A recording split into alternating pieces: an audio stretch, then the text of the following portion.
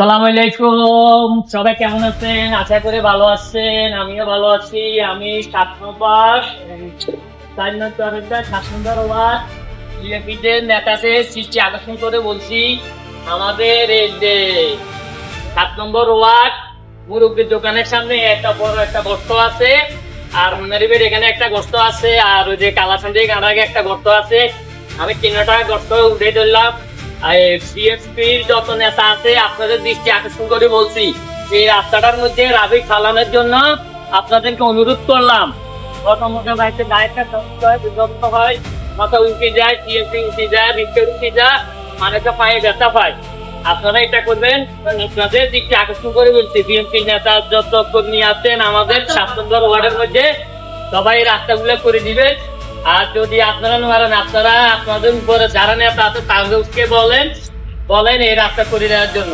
আমি একটা দিলাম, আর 2টা আছে বাকি, ওই 2টা দেখাচ্ছি আপনাদেরকে।